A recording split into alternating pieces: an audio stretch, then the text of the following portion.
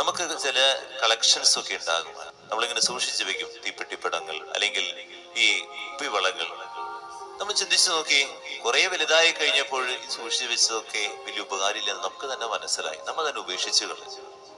ഇതുപോലെ നമ്മുടെ ഒക്കെ യാത്രകളിലും കുറെ കാര്യങ്ങൾ, കുറെ വസ്ത്രങ്ങൾ നമ്മൾ ഇങ്ങനെ വിലപ്പെട്ടതായിട്ട് ഇങ്ങനെ സൂക്ഷിച്ചു വെക്കും. കുറച്ച് കഴിയുമ്പോൾ നമ്മൾ അറിയാതെ നമ്മൾ എടുത്ത് കളയാണ്. മനുഷ്യ ജീവിതത്തിൽ ഇങ്ങനെ ഒരു കാര്യമുണ്ട്, വിലയുള്ളത് മനസ്സിലാക്കുന്നില്ല. ഇഷ്ടങ്ങൾക്ക് പിന്നാലെ അവൻ ഓടുകയാണ്. ഇഷ്ടങ്ങൾക്ക് പിന്നാലെ ഇങ്ങനെ ഓടിക്കൊണ്ടിരിക്കുക. രാജാവ് വിരുന്നൊക്കെ ഉണ്ടാക്കി, വിരുന്നിന് ക്ഷണിച്ചു, ഏറ്റവും വിലയുള്ള കാര്യമാണ്. പക്ഷേ ആ വിളിച്ചവരൊക്കെ ഇഷ്ടങ്ങൾക്ക് പിന്നാലെ പോവുകയാണ്. ഒരാൾക്ക് വ്യാപാരത്തിന് പോകണം, ഒരാൾക്ക് കൃഷിസ്ഥലത്ത് പോകണം. കുറച്ചു പേര് ഈ വന്ന് വിളിച്ച വൃത്യന്മാരെയൊക്കെ അധിക്ഷേപിച്ചു കളിയാക്കി തിരിച്ചു വിട്ടു. നമ്മളിതുപോലൊക്കെ തന്നെയല്ലേ? ഏറ്റവും വിലയുള്ള വിശുദ്ധ കുർബാന, ആ വില നമ്മൾ മനസ്സിലാകുന്നില്ല. എന്റെ ഇഷ്ടത്തിന്റെ പിന്നാലെ, എനിക്കിപ്പോ ഇഷ്ടം തോന്നുന്നു ഉറങ്ങാനാണ്, കിടന്ന് അങ്ങോട്ട് ഉറങ്ങുക. ഏറ്റവും വിലയുള്ളത് അപ്പൊ നമ്മൾ നഷ്ടപ്പെടുത്തുകയാണ്. എന്റെ ഇഷ്ടം ഒന്നും ഇപ്പൊ തോന്നി കഴിഞ്ഞാൽ എനിക്ക് നടക്കാൻ പോണം. രാവിലെ തന്നെ എന്റെ ആരോഗ്യം, ഈ ആരോഗ്യം തന്നത് ആരാ? കർത്താവാ. വിലയുള്ളത് നമ്മൾ അറിയുന്നില്ല.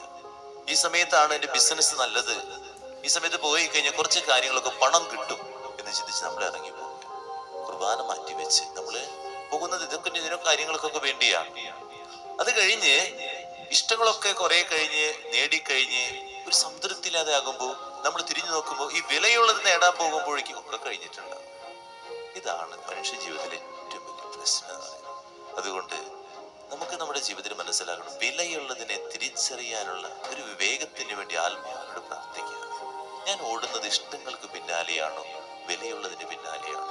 ചിന്തിച്ചു നോക്കുക. ഒരു വലിയൊരു ആധ്യാത്മിക ചിന്തയാണ്.